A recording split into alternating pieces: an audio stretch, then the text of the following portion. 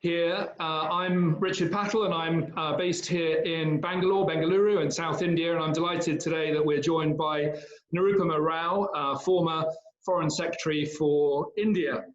My current role has me not only as Senior Advisor to Zerodha, which is one of the tech unicorns based out of Bangalore, now India's largest stockbroking platform, but also True Beacon, a new platform for ultra high net worth and high net worth families globally who want to invest into India. Today's webinar is really the first in a series where we're interviewing prominent individuals who've held very senior roles, perhaps in business, in diplomacy, in politics, as philanthropists, or as entrepreneurs. And Nirupama, I know you're just a couple of miles away from me here in Bangalore, but we're really delighted to welcome you today for this interactive session over the next 40 minutes or so. Nirupama has, I think it's fair to say, had a very distinguished, lengthy and incredibly successful career, 40 years or so in diplomacy, ultimately running the Indian Foreign Service, but starting off with a range of postings that she'll tell us a little more about in a moment, before notable positions, not only as the ambassador for India to the United States of America, but also India's first female ambassador to China, and India's first and only spokesperson for the Ministry of External Affairs. And can you believe it, also only the second woman to hold the ministerial post of Foreign Secretary here in India. So Nirupama, thank you once again for joining us. But I've hardly done you justice because you've had an extraordinary career globally and still very active. We'll come on to that in a moment. But I wonder if you can spend a couple of minutes just outlining your career and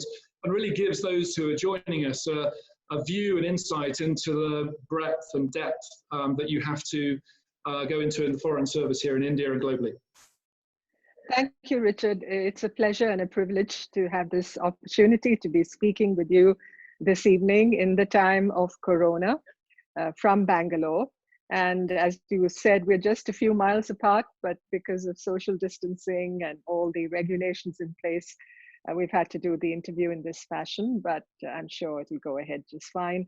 You asked me about my career in the Foreign Service, and let me at the outset say that it was my dream as a young girl to be a diplomat, and I dreamt of a career in diplomacy, in being an ambassador ultimately, but in representing my country abroad, and essentially being able to meet with interesting people and to have a ringside view of history. Although when you're young, you really don't factor in all these issues, and you're essentially a romantic at heart, an idealist at heart, and you look at the Foreign Service as a goal that you want to somehow achieve.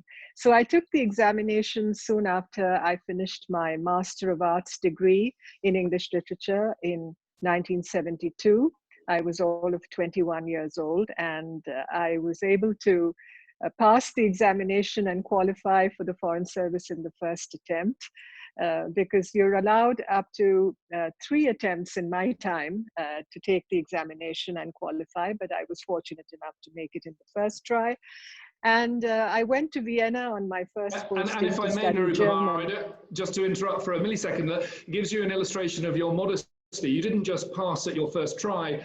I think that I'm right in saying that you were the highest scoring candidate out of the hundreds of thousands of people across India who sit that examination for the civil service. Yes, I did. I was what they call an all India topper. That's the Indian way of putting it. Yes, I did. And I took the exam and went to Mussoorie. That's where we had our training academy. And I didn't know anybody in my class, as it were, in the batch, as we call it, because I came from a small town, essentially a small town girl. I didn't come from one of the big metropolitan centers like Delhi and Madras in those days. Today it's Chennai, Mumbai, or Kolkata. I came from a small town called Aurangabad.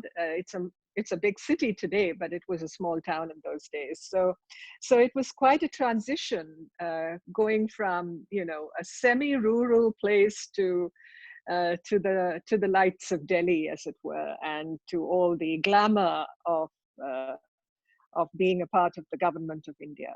That's at least how I looked at it. As it turns out, once you're in your career and profession, once you're in the hurly-burly of it, of course, things are very different. You're in the trenches and you're working hard. And just take us through those lots of chapters, some of which were as short as 2 years throughout the 40 years of public service. Yes, I went to Vienna on my first posting. Vienna, city of dreams, city of music. I went there to study German, and it was a lovely introduction to the world of diplomacy. You know, we've all heard of the Congress of Vienna, we've heard of Metternich. The way a world order was literally shaped by that Congress of 1815. So I was there in a very historical place, and it was a wonderful initiation, a rite of initiation into the world of diplomacy. And I came back from Vienna, worked in the Ministry of External Affairs in the Foreign Office for a few years. I worked on issues related to Africa. Those were the days of apartheid in South Africa, and India was one of the leading countries battling racial discrimination. It was an issue about which we were very concerned from outset, from the days of our independence. So I was happy to be working on that. And then I had the opportunity to do one of the neighboring country relationships. I worked on Nepal, which was enormously exciting. And from there, I went on a posting to Sri Lanka, another neighboring country. And there, you know, the diversity of issues and matters that you look at in the Foreign Service, I think, is what makes it so attractive as a profession. I handled issues relating to plantation labor in Sri Lanka. We had a lot of plantation laborers who were originally from India and who were stateless. So I was introduced to the specter, to the tragedy of statelessness, of migration, of refugees, of repatriation in my work in Sri Lanka. So that was the kind of, you know, diversity of backgrounds and challenges that you faced in your work. And from Sri Lanka, I had the opportunity to come back to Delhi and start working on China and on issues concerning our boundary with China, a very still unresolved issue, but something that required a deep dive in terms of immersion. Took a while for me to get acquainted with all the intricacies of the issue, but I was very, very interested in the subject. I was really drawn to it. Issues of frontiers, issues of borders, the issue of Tibet, the very complex nature of our relations with China. So I kind of built a reputation as a specialist in border affairs between India and China. And that's, I spent a very fruitful 8 years looking at the subject. I was a member of the delegation that the then Prime Minister Rajiv Gandhi took to China. He was an Indian Prime Minister, was making a very historic visit to China after an interval of about 34 years. We had such a hiatus in terms of leadership level dialogue, in terms of political initiatives between the two countries, and to be able to be present during the making of history, as it were, I think I felt enormously privileged to be there at that time. And then I went to the United States, did a short posting there. I handled media and communication affairs at our embassy in Washington, and then went on to Latin America, to Peru, the other America, as it were, as our ambassador there. That was my first ambassadorial assignment. I was present at the Japanese embassy in Peru in the December of 1995, when the embassy, the entire guests, the whole guest list at the Japanese ambassador's reception to celebrate the emperor's birthday was taken hostage by a group of terrorists. I just happened to leave the embassy a couple of minutes before that. I had to go to another engagement, so I was mercifully saved from that experience. But you know, again, talking of diversity, talking of difference, talking of, you know, the kind of challenges you face in the course of your work. And here it was a full-blown terrorist attack, which took 4 months to resolve. And again, one was there in Peru at that time.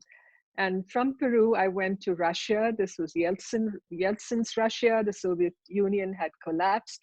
Russia was a much attenuated power. The Cold War had come to an end. People were talking about the end of history.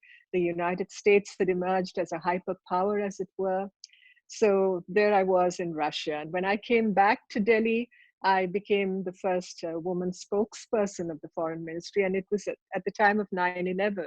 So I was witness to all that happened there.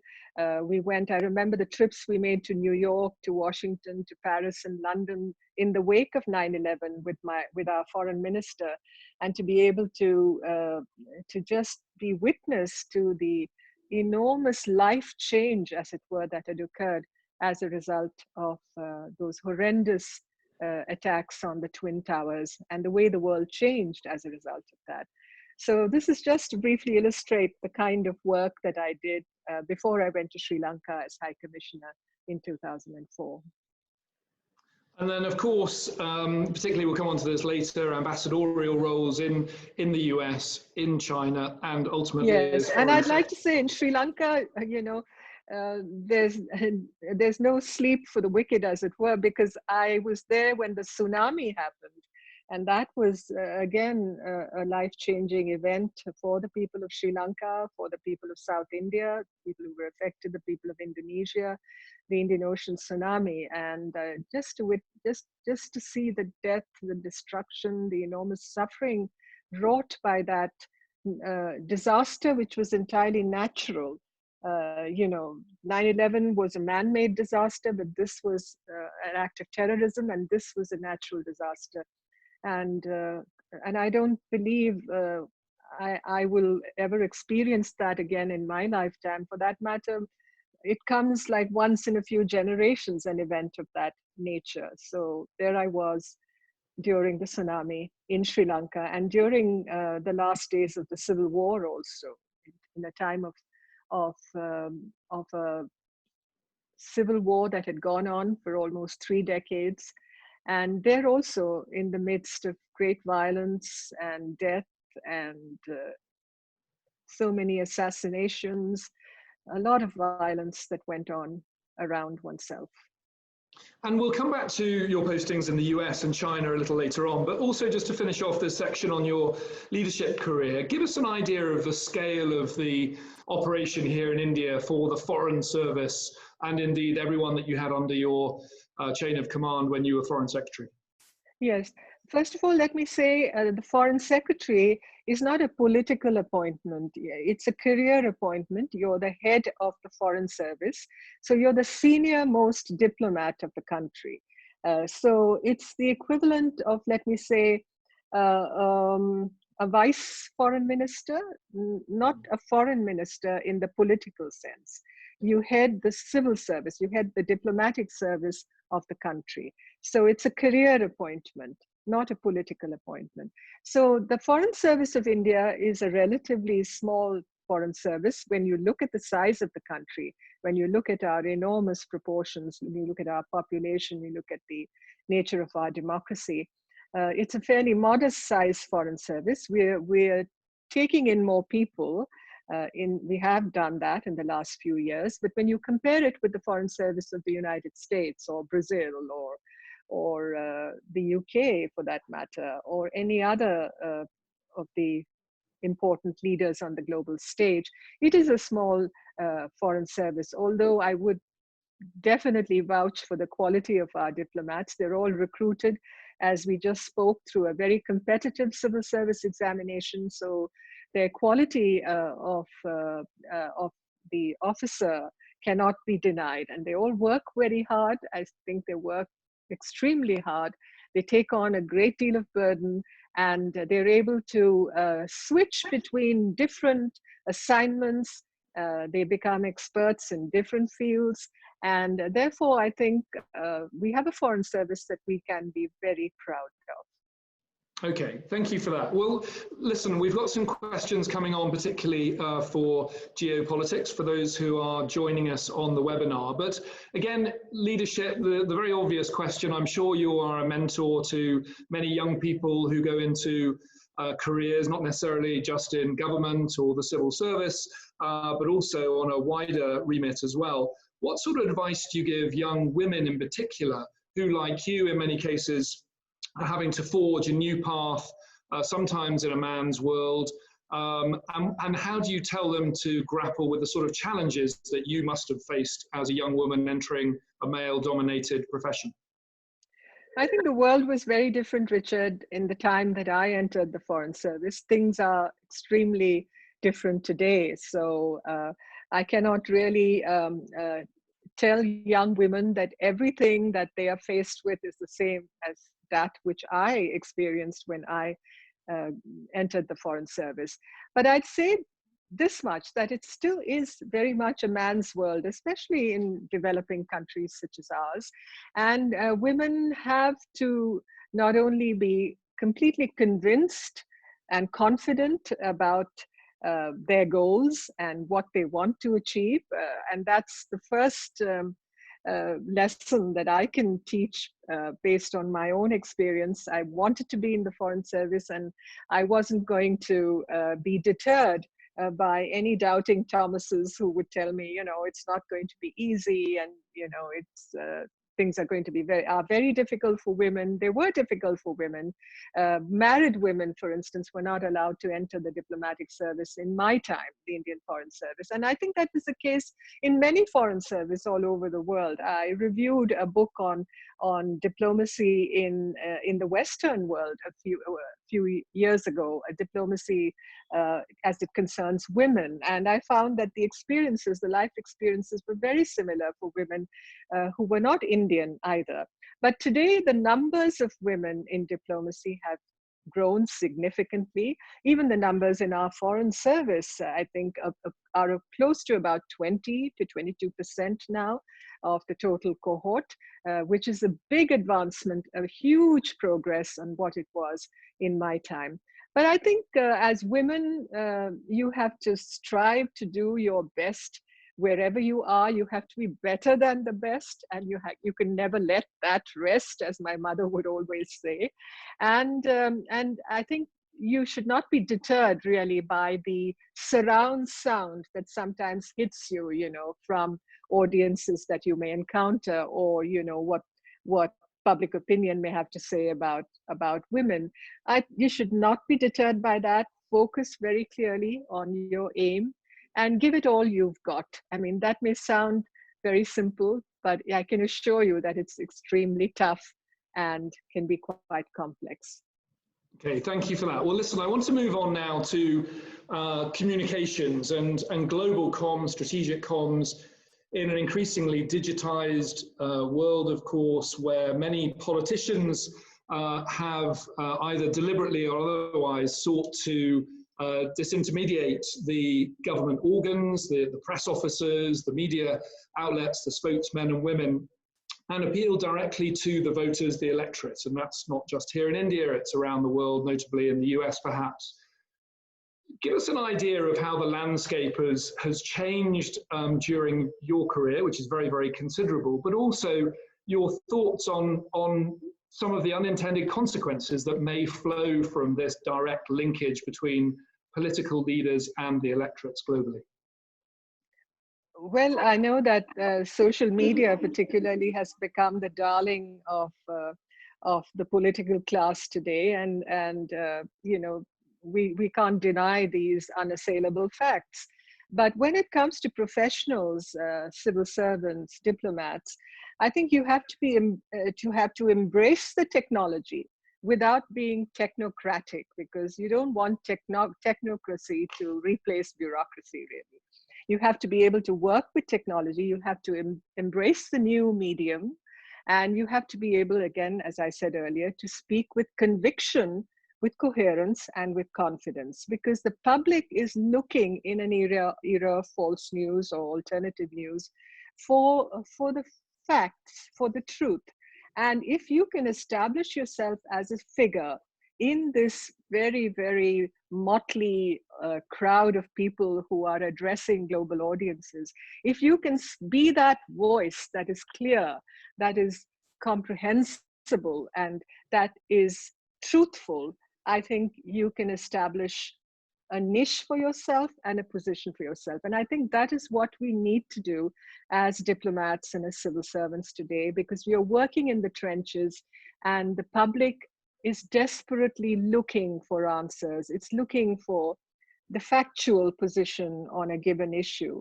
And if you're able to communicate that without fear or favor, I think you will have done your job more than 100%.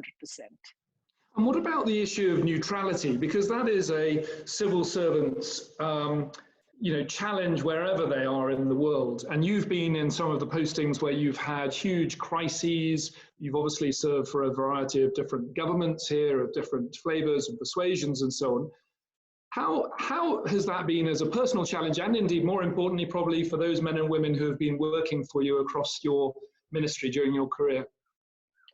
Well, the first and most important thing, I think, is to be fearless in some senses. Because I remember almost 10 years ago when Twitter was still a very new medium, and nobody in the government, at least at the official level, the government of India, had really acquired a Twitter account at the senior level, that is.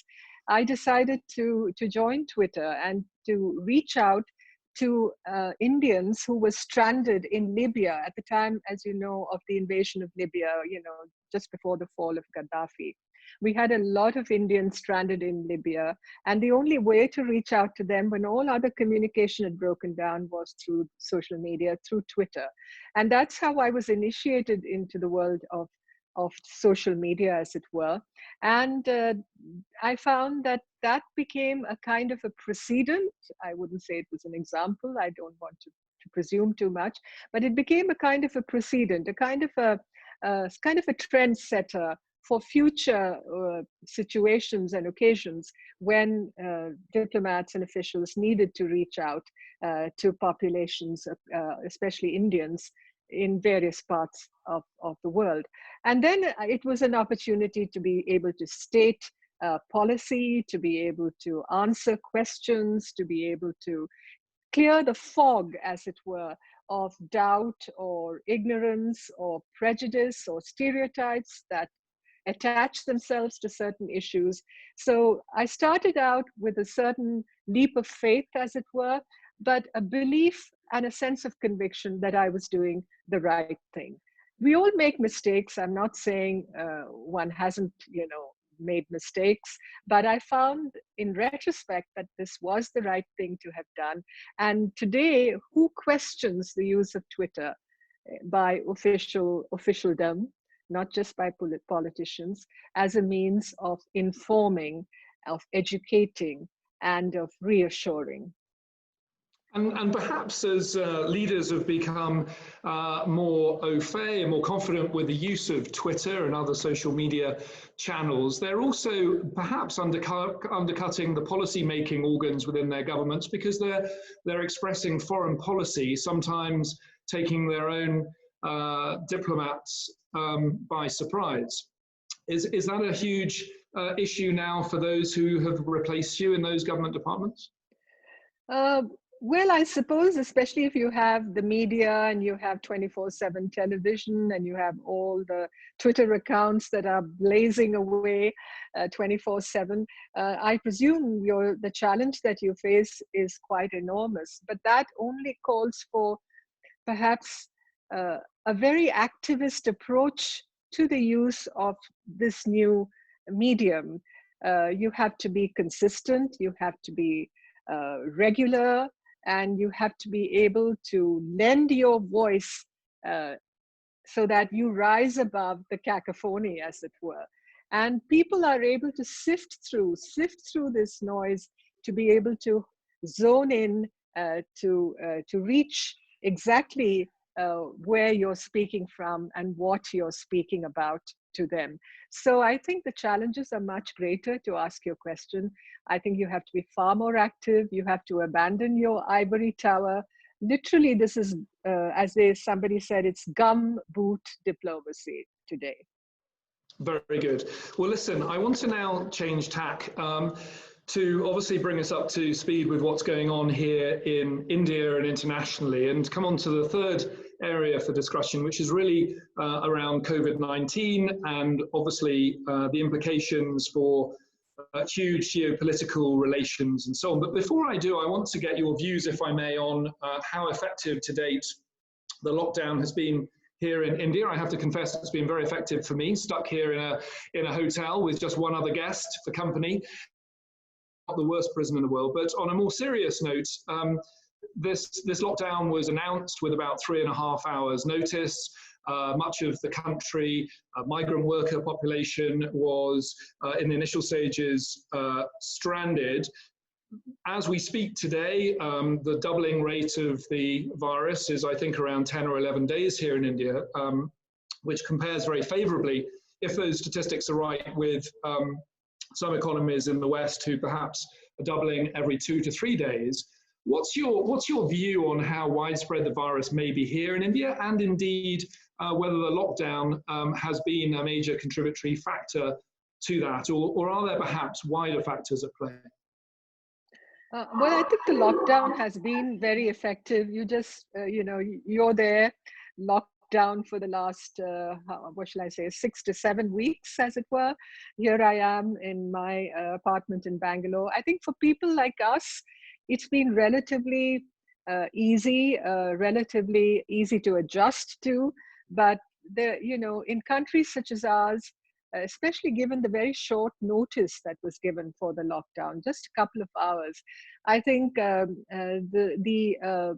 major proportion of people who have been affected are those who are migrant labor, or people who work in the informal sector, people who depend on daily wages or weekly wages, people who live far away from their villages. And that's what you've seen played out in the last few weeks, as hundreds and thousands of people have had to trudge home many hundreds of kilometers. And that, has reminded me in some ways of scenes from The Grapes of Wrath, from Steinbeck's novel about the Dust Bowl of the 1930s America.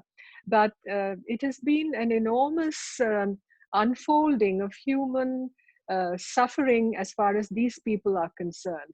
But yes, the lockdown has helped in checking the spread of the virus, especially for a country like India, which over the years since independence has not spent enough on public health facilities. I think the proportion of spending as a segment of our public expenditure on health has been just about 1% of GDP. I think many development economists have for decades said we need to spend much more. And I hope as a result of what we've seen unfolding in the last few weeks and what COVID-19 is going to teach us once all this is over, is that we need to revamp our public health systems. We need to spend more on social indicators, on human development, on education, on public health. And we need to look out for the lesser privileged, the disadvantaged sections of our society. In India, I believe we should be devoting much more attention and much more of our resources to these segments of our population.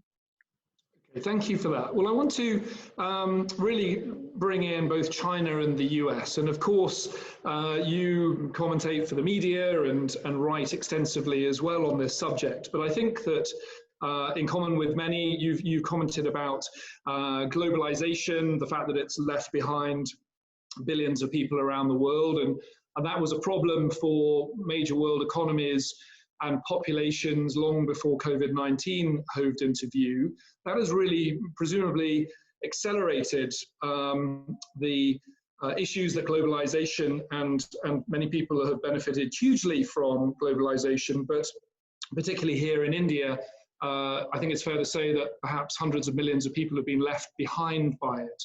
How do you think COVID-19 in particular will redefine globalization as a theory, and what are the risks and dangers to countries such as India? Well, on the contrary, I think globalization did a lot of good for India. because if you look at the numbers of people lifted out of poverty, about 140 million people just in the span of about 5 years between 2008 and 2013, 2014, huge numbers of people lifted out of poverty.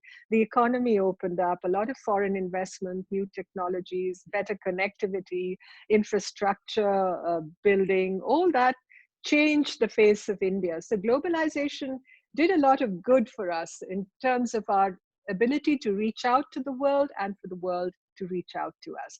But globalization, the downside of globalization all over the world, you've seen this, is also that it has unleashed a lot of inequality. Some people have become very rich. Yes, a lot of people have been lifted out of poverty, but rising expectations of these people being lifted out of poverty are still to be met. And it has also, I think, kind of seen the rise of nativism, of populism, of autocracy in many parts of the world. So the democratic dividend, how much has globalization helped the democratic dividend in all our countries? One has to ask these questions. And that is where I think people now speak about a backlash against globalization. So we'll have to see at the end of COVID-19, once the pandemic is behind us, what the world is going to look like. Globalization had already unleashed a lot of discontent, as we've seen all over the world. Look at what has happened in the United States. The rise of China, the competition between the US and China, who knows where that will lead. There's a world order, shall we say, which is quite entropic today. And who is going to lead this new order? I think it calls upon countries like India, big democracies such as ours, emergent economies, as in concert with the big powers, to work together to create that equilibrium, that balance, to say yes to multilateralism. We can't say no to multilateralism just because we're a little dissatisfied with how the WHO may have handled the pandemic, especially in the early months, or how the United States, especially the Trump administration, has been trashing the WHO or other organs of the UN. I don't think that should deter us or take away from faith in multilateralism, because unless you have cooperation between all of us in this time of grave danger to humanity as a whole, I don't think we will be able to get very far. And I want to come back to India in a moment, because you can disagree on when this might occur, but the march towards being the world's third largest economy, many hope, including me, is unstoppable for India, and therefore its influence on the world stage becoming even more dominant. However, the US and China, you've been ambassador to both countries, you know them exceptionally well.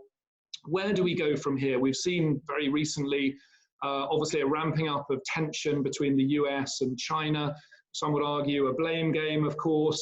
There may or may not be dividends for other countries around the world to loosen China's grip on not only a manufacturing supply chain, but indeed their march towards being the dominant global economy as well. But where do we go from here over the next 2 years? What's your analysis, Nirupama?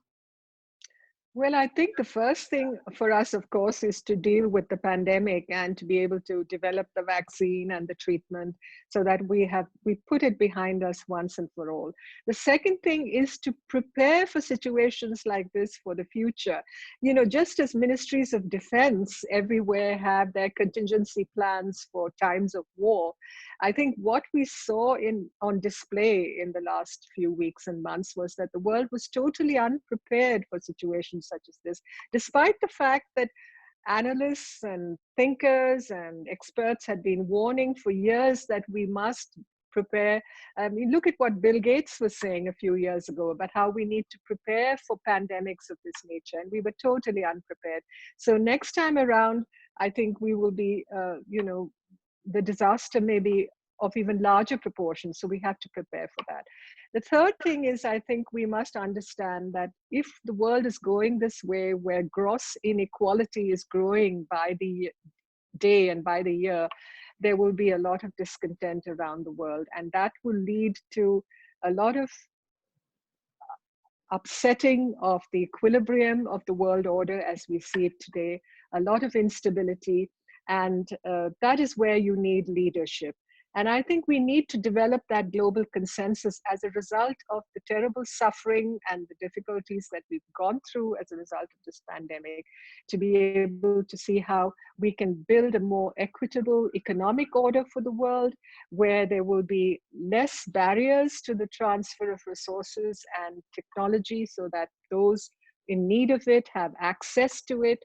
And I think we need a more humanitarian, more resilient world order. We've talked of deterrence all these years, about nuclear deterrence, about all the war fighting means and the peace establishing means that we need. But I think today we have to talk of resilience. We have to talk of global resilience. That is really most important. We need humanitarianism. We don't need hegemony. And I talked about India, of course.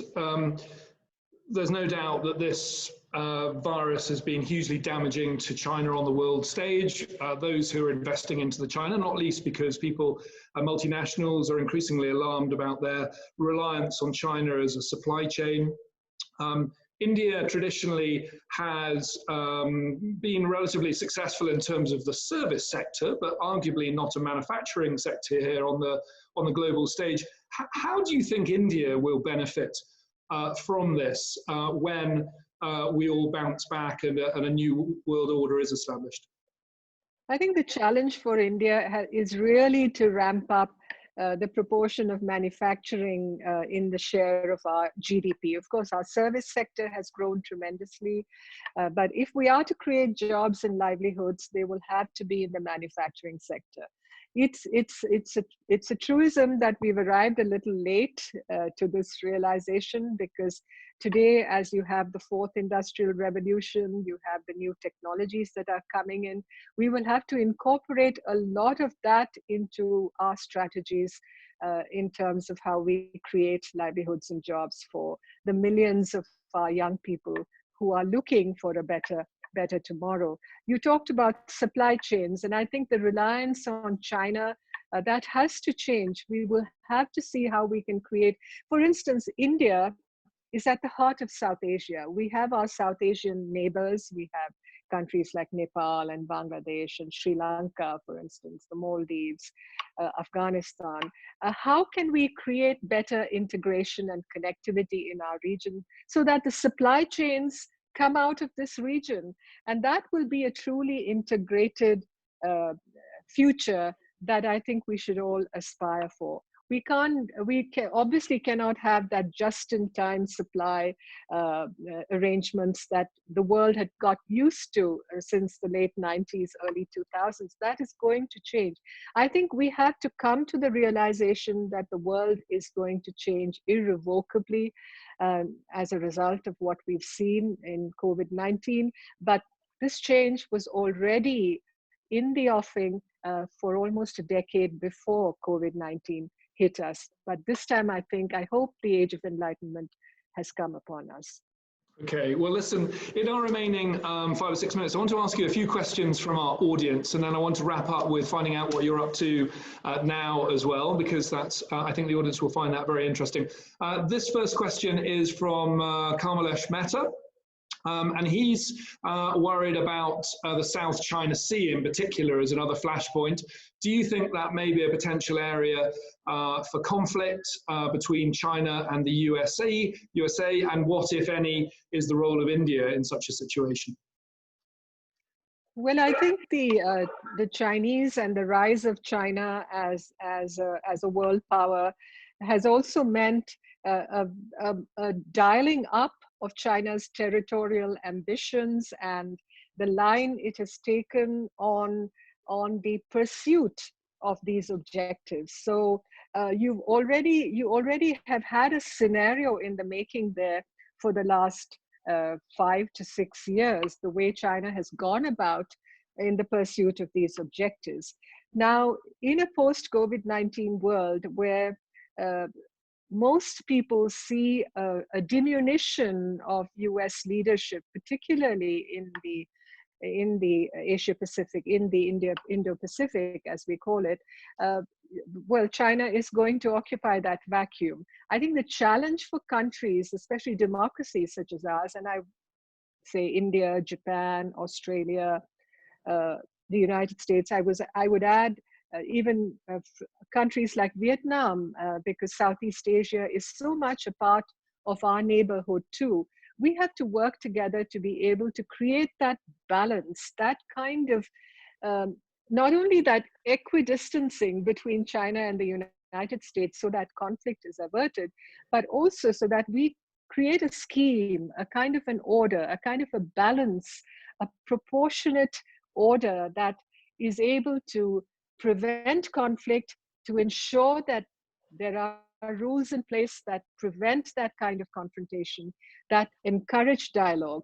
I'm not saying that we've been able to achieve much so far, but I hope that the lessons that we have learned from the last few weeks, this kind of lack of any order that we have seen around us in the recent past, will change. And I hope, as I said, we learn our lessons from that. But to answer Kamlesh's question, yes, there's a very real chance of tensions increasing in the region.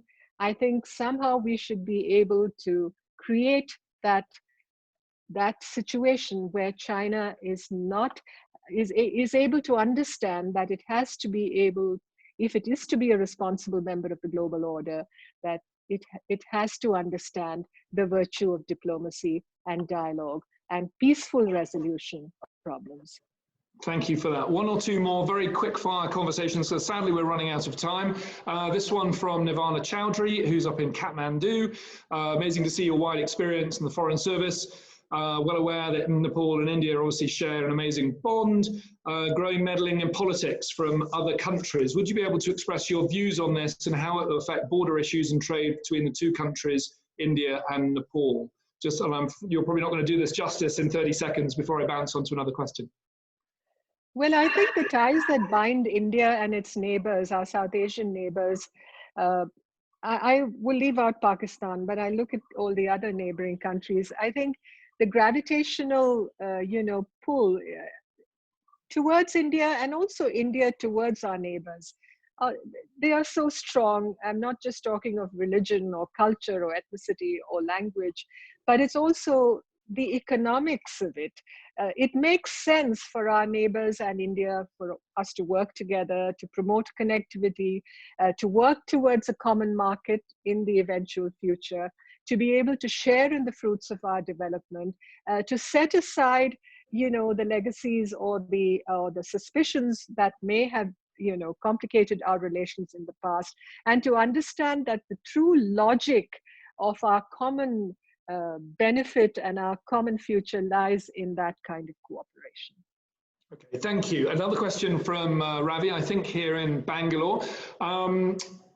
Your views on a permanent seat in the United Nations for India, particularly post-COVID-19? Well, so far it's been a kind of a bridge too far. We're of course, everybody's agreed that the world order as established post 1945 is completely anachronistic. We need to change the order of things. And countries like India deserve to be permanent members of the Security Council.